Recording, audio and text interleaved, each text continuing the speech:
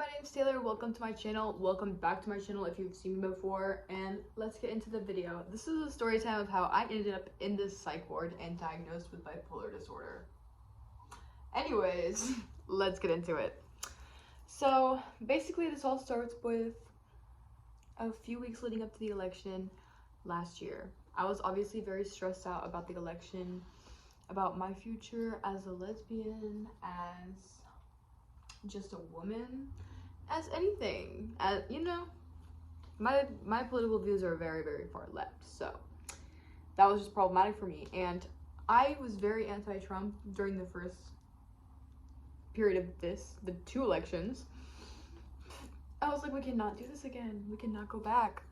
Like, I'm finally free of this. We can't keep doing this. And you know what? Didn't matter, because election. And mind you, I was also very focused on my trauma at this time too, which was like not great, but very hyper focused on confirming that my dad was a narcissist. He is diagnosed with NPD, but we'll get into that later. Very hyper focused on just like my family's past, all this kinds of things. If you hear my cats hissing at each other, I'm very sorry. But yeah, all of that was going on, and my mom also told me that she didn't know that narcissistic personality disorder was a disorder at this time. So I was like, girl, I've been telling you he has this for years, and I thought I was telling you he has a disorder. You think I'm just telling you he has narcissistic traits. Like, no. So there was that, and I was just like very overwhelmed. Plus, I got into a car accident right before this. I had gotten my first ticket. Just all these things building up. Wasn't eating very well. Was living with my ex. Broke up with me right after we signed the lease. So that was the whole thing. And just, yeah, everything. Then, I had my friend over the night of the election. Everything's not going good because the election is not going our way. It's going terribly. And mind you, I've had like mental health issues for a while. I was diagnosed with depression, anxiety, autism, ADHD at this time. I was first prescribed Lexapro. So I was prescribed Lexapro for a while, but I was taking it, telling them I don't think this is working. I think it's making me feel, thoughts of unaliving. And yeah, they weren't listening to me. So I ended up just dropping my psychiatrist, stopping the Lexapro, and that was that. But that psychiatrist ended up getting fired a few years later, and I don't know. I feel like she was getting paid by that company, because what the hell? I've been telling you that this isn't working. You're just upping my dose, upping my dose, upping my dose. It's making it worse. And so, yeah, there was that. And that was the last time I was on medications. But I was with my friend at my apartment, stressing the hell out. And my mom noticed that I was acting weird, so she literally came over, and I was like freaking out, being like, no, leave. Like, it stressed me out because I was like, why is she at my apartment? She just won't listen to me because my dad's a narcissist, whatever. Then once I found out Trump was gonna win, it sent me down a rabbit hole. I was so stressed, texting everyone that I know, like cryptic messages, weird messages, just insanity, straight up insanity. And I didn't really know what was going on, what was real. I did not want to hurt myself, and I did not want to hurt anybody else. To clarify, because a lot of people are like, did you, like, I don't know. They were like, you have to be here because you want to hurt yourself or others. No, girl. I had to be there because I was loopy. I don't know what to tell you. But anyways, I, literally started spiraling so bad that I convinced myself that I got sexually abused as a child, which didn't happen. I have a lot of trauma from like being actually abused, like physically, but not like, not pedophilic anything. So there was that, and it was just I convinced myself that I had taken acid. I didn't. I wasn't on anything. That was another thing because everyone was saying my eyes were dilated, and it was freaking me out. When my mom came over, she realized my eyes were dilated, so she was calling people being like, hey, my daughter, she's kind of going through something, I don't know what's up. They literally were like, she might be on meth. So that's why I decided not to go with that mental hospital. But yeah, just stuff like that. And I stayed up all night having conspiracy theories, acting weird, not eating, not showering, all that kind of stuff. Before this, I was already kind of feeling, I guess, manic already. I don't even know. And just in a stressed out state. I don't know, because that's the thing, I haven't been in a manic episode since this, and I hadn't noticed any manic episodes before this. So it's like, I don't know. A lot of people in my personal life don't think that the bipolar diagnosis was correct, but that's neither here nor there. I was hearing voices, seeing things. I had to go to the damn hospital. So my friend's mom takes me in because I was like freaked out by my mom. I didn't want her taking me because she had tried to show up my damn apartment, and that was just weird for me. So, because she didn't like tell me she was coming, just the whole thing. Yeah.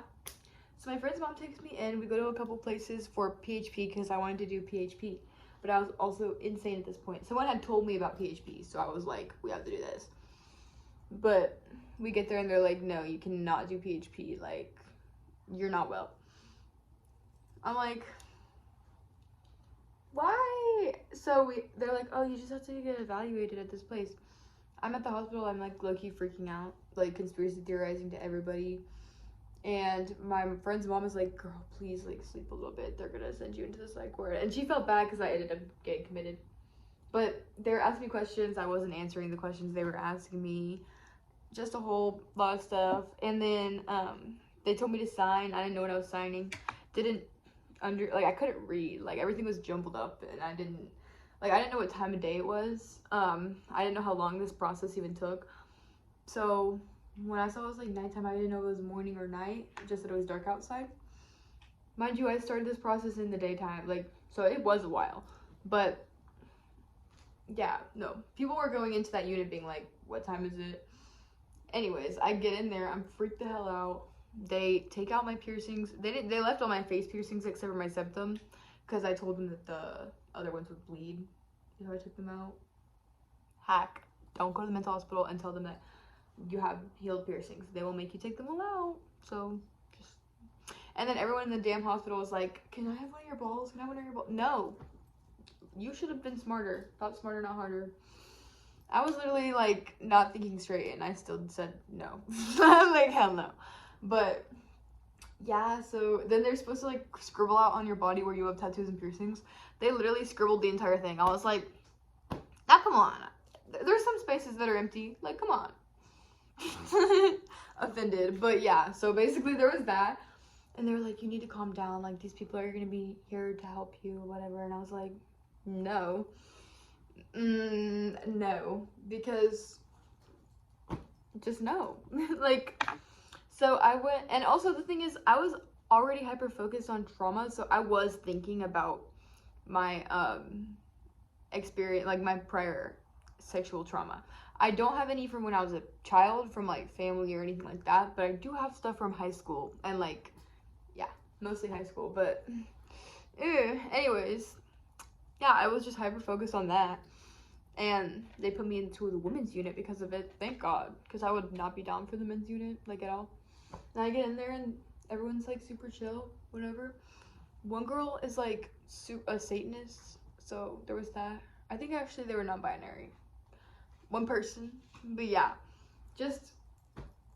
Anyways, I thought it was like Satanist, like just the ones that are pro-abortion, and like it's like not really you believe in Satan being a real thing. It's just like because you have different powers with religion, you're saying you're a Satanist. You know what I mean?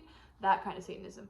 No, it was like real, like Lilith. I don't even know. Like, it was just a lot. Like the whole book of Satan. But yeah, that's like none of my business. And I accidentally said like, yeah, because I thought it was just the abortion thing. No. So then another girl there thought I was a Satanist the entire time. And a lot of them were just super Christian Republican, because I did go to a Christian psych ward, and also I live in Texas, so like, God forbid. One girl had gone there because she had a miscarriage, obviously. Like, Other girls had CPS being called on them, just random crap. Those people weren't nice though. Like, all of those people were chill. Then a couple days later, like, when new people come in, I'm chilling in the damn psych ward. First of all, they told me, like, the first day, they were like, okay, because I was like, I don't feel good. And she was like, okay, well, I believe that, whenever you're ready to leave, you'll tell me you're ready to leave, so just let me know. And so, then when I felt better, I was freaking out, mind you, but that's besides the point. I meet with the doctor, I'm telling him my spiel, he's like, I'm gonna diagnose you with bipolar disorder. I'm like, I don't even know. The doctor wasn't very helpful. He only spoke to me like once or twice the entire time, and the second time was because I wanted insurance. Because they made me speak to the doctor to get insurance, but we'll get there. Basically, a few days go by, and some of my favorite people are leaving and stuff, but this one lady comes in, and she believes that I'm Taylor Swift. She keeps asking me questions about Taylor Swift tours, all that kind of stuff, and I'm like freaking out about that. Like, I don't even know what to tell her, you know. Mind you, the entire time I was in this damn psych ward, I was telling them, I was being like, I kind of feel insane. I mean, not insane. Like, I felt bad for saying that word because I was in the psych ward. And, like, we would go out for smoke breaks, and I would go on my spiel. It was too much. Love the smoke breaks, though. Like, gotta go somewhere with outside time if you're going to the psych ward, seriously. Because I wanted my phone. They took it away from me. But that's besides the point. Anyways, on, like, the second or third day, I was getting insurance because I got there on, like, a Friday. I don't remember. Like, whenever the election was, I got there and there was a weekend. So we had one nurse guy the entire weekend, and he only worked weekends. So he was giving me insurance every day, like, twice a day for my meals because I was, like, eating the stuff, but it was not that good. Like, I needed more, nutrition. So this one lady freaks out and was like, no, you can't have that. Like, you can't get the and starts freaking out on me. And makes me go get, like, a doctor's permission, but it made me upset. And then they were refusing to freaking wash our clothes. Like, the psych ward is not the place. But once I start feeling better, and I'm like, okay, I'm ready to go home. Like, I'll take my medicine, it's fine. They're like, no, you can't leave. Like, if you leave now, then you won't get your medication. You won't be able to do PHP, all of this stuff. And I was like, what the heck? Like, you told me I could leave whenever I'm ready, and, like, I'm ready now. So then, obviously, I freaked out a little bit. Then they were trying to medicate me. I found out later the medication they were giving me to calm me down was freaking, like, Xanax or something. It was a benzo. I was like, do not give me a benzo. Like, it was freaking me out because I took a drug test in there, and they peeled off the stuff because they knew I wasn't going to do anything bad. And I'm like, oh, so I'm testing positive for benzos. Like, why am I testing positive for benzos? That makes no sense. Like, damn, I can't, terrible. But, yeah, so, and then I had to be participating. All the therapies, if you don't participate, they're like, we won't let you go home. I locked in whenever I heard that. I locked in, and I was like, let me out of here. I wanted to get out, because the food started tasting bad. They were giving me, like, cornbread with, like, sloppy joes on top, which I love cornbread, but why would you put freaking chili on my cornbread? Like, it was just a not flavorful fish tacos, but they tasted like rank Gucci. Like, just terrible. Just awful. Then, towards the end of everything, people are starting to get into arguments. And this one girl comes into the unit. She comes in, she's like, thinking it's literally like 6 in the morning. She's like getting ready for the day and stuff. And I'm like, it's like 9 o'clock at night, girl. We're going to bed. Like, what the hell? Besides the point, I'm pretty sure she stayed in the day room all night. Like, she was totally not there. And then she, like, started threatening to call the cops on the mental institution. And she did call the cops on them. And they were like, you can't, like, the cops did not believe her. They did not give a crap. And I was like, yeah, like, it's fine. It was just a whole thing. And that was the thing, yeah. But while I was there, one of the people that I was with, like, in the cafeteria, not in my actual unit, literally passed out at breakfast, and, like, we thought she was dead for, like, the entire day because she didn't come back until, like, the next day, and we were like, I deadass thought she was dead. She had children. I was really worried about that woman. I could just tell people were not being treated well. Like, some of the people that were not as much there as others were not being treated well. and it was a whole thing. There was not enough therapy. There was none. People were understaffed. They were not getting paid enough. For a few days at the damn mental hospital, they were not treating us well because they didn't get paid. Like, they didn't get paid on time in the month, so they were just treating us like crap. And they were refusing to wash my clothes until I was like, hey, my underwear is rank, like, I need it washed. But then there was people that would come in there, like, they would stink, like matted hair, like, completely matted, and it would smell, and I'd be like, oh. And they wouldn't give people, like, that clothing unless they washed themselves, like, took a shower. And, like, it's fine, like, it's none of my business, it's a mental hospital, you can stink, I don't care. The damn sheets stank, but that's besides the point. It's just, like, that water was cold, it was uncomfortable, terrible. And the sheets, they smell so bad, so, like, whenever you're trying to sleep at night, I have my comforts, you know? When I sleep at night, I wear an eye mask, I put a pillow over top of my face, I need my fuzzy blanket because I get cold, and I have a heating pad at my feet every night. Like, plus, I fall asleep to documentaries or some sort of storytelling video. So, like, I had none of my comforts, terrible. And then, if you want to actually be able to fall asleep, you basically have to take a benzo, because you're going to go up to them and be like, I need something for sleep, and they're just going to give you a damn benzo.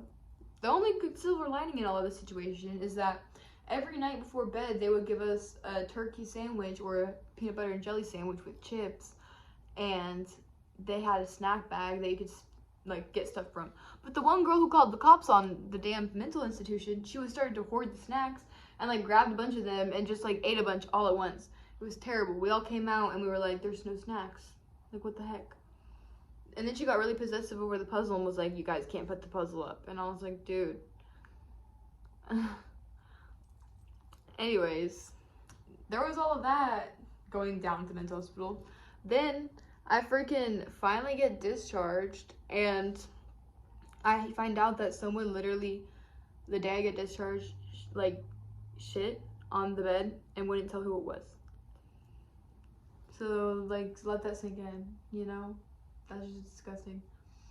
But, you know, every time you're walking to the cafeteria, on the way to the cafeteria, there's the soiled utilities room, which is just a room full of piss-soaked stuff. So it smells like pee, extremely bad. And then, like, some of the people who are our nurses would just skip the damn smoke breaks.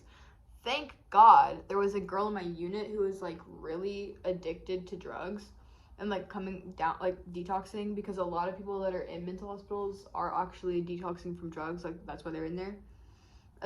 Like, also, drug addiction is a mental illness, so, like, it has other, you know, mental illnesses associated with it usually. So there's also that. But a lot of people were in there because they were legally forced to be in there.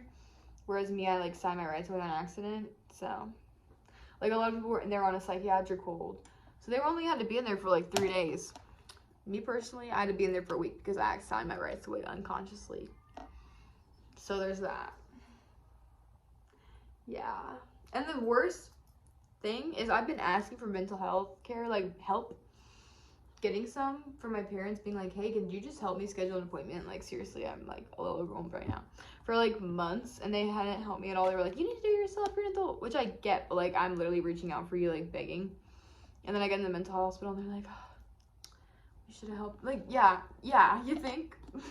I finally scheduled myself an appointment, and I had an appointment, like, the week after, and I got admitted. I also had a gynecologist appointment while I was on the way to the hospital, and they called me being like, why aren't you here?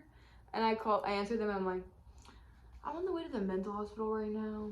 When I get out of the mental hospital, I was texting girls on Hinge, being like, sorry I didn't respond, I was in the mental hospital. Guess how many of them responded to me after that? Like, none. Yeah, none. Anyways, that's hilarious. And at one point when I was in the mental hospital, my mom and my grandpa came and visited me and gave me some, like, cash. So I had some stuff for the vending machine. The vending machine there was great. They had spicy pickle Miss Vicky chips, which are really good. If you ever see those, you should probably eat them. They're delicious. And just, like, random stuff, like Takis. So we all, like, got some from the vending machine and shared it. But, like, and I had my mom bring me markers, but this one person that was with us just kept, like, scribbling them really bad, so I had to, like, keep an eye on my markers with them, or else my markers would just be gone, and then they would use them on their body and stuff. It was just a whole thing. So be careful with who you give stuff to in the mental hospital, let me tell you that. Also, the hygiene stuff is just a mess. Like, you can't bring your own hygiene stuff at all. Not even if you, like, bring it with you. No blankets, nothing. But the hygiene products, like, they only give you shampoo. What the heck? What the heck? So you can only wash your body with shampoo. Like, that's it. And, like, your face, everything, just shampoo. My roommate, bless her soul, I think she had some sort of, like, yeah, my roommate had some sort of schizophrenia or something, and she would yell at nothing, being like, leave me alone, leave me alone. And I'd be like, is she okay? Like, I saw some scars in there, like stitching, that I would not want to see, like open scars, stitching, wounds. Just all over a mess. And people kept being like, oh, did she just watch Girl Interrupted too many times? Because I cut my hair into baby bangs like a week before I went in, but I'm just alternative. And like, I had never seen that movie before in my life, so I was so confused what they were talking about. The day I got out of there, I watched the damn movie. I was in PHP for months after this too, which sucks because like, you just have to go to PHP every single day, and then IOP, which is intensive outpatient, is first. Partial is last. So you just, it's step down programs, and my family was like, you need to do this, girl, because they were really worried about me. But yeah, just the whole thing. And they wouldn't let me leave the mental hospital until I told them I would live with my mom, which sucked me because I wanted to be independent. But I finally found a way for my ex to move out of my apartment, so finally I live without him. Thank God, because I have a new girlfriend, and I'm not trying to be like the lesbian stereotype that lives with their ex any longer than I have to be. Really, just terrible, you know? And yeah, that's basically the story. I've been doing way better mentally after that, but moral of the story, have someone staying with you for an extended period before the next, election. Be careful. But whenever I was going through my like mental disorder thoughts and like texting everybody with my conspiracy theories, I got multiple people to admit to me their diagnoses, and they were all correct. Like, my mom's ex-boyfriend has diagnosed NPD, my dad has diagnosed NPD, my grandpa has diagnosed PPD, all of which I had guessed. That's the thing, is that because of my extensive psychological knowledge from just being really interested in psychology, because I knew I didn't fit in my entire life, like, my whole psychotic episode kind of turned out to be like, I just think I know everything, or, me trying to self-diagnose whenever I was not really. I was just like, something is wrong. But I did diagnose everybody around me, and I was correct mostly. So obviously I got into like rough territory with like, once I knew I was correct because of all that, because they told me I was right at the moment, it like fueled me even further, and I was like, then I started trying to diagnose more people, and that was not correct. But moral of the story, if you think of something your entire life and you have grown around these people your entire life and you think they're suffering with a mental disorder, they probably are, actually. They probably are, if you have a lot of psychological knowledge. Who would have thunk it? Anyways, I hope y'all enjoyed my video. If you want me to get like my notes from the psych ward of like what they wrote down and like review them with y'all, let me know. That would be maybe interesting. I don't know. Any videos you want to see from me, let me know. I'm down to comply with your requests. Bye, have a good day.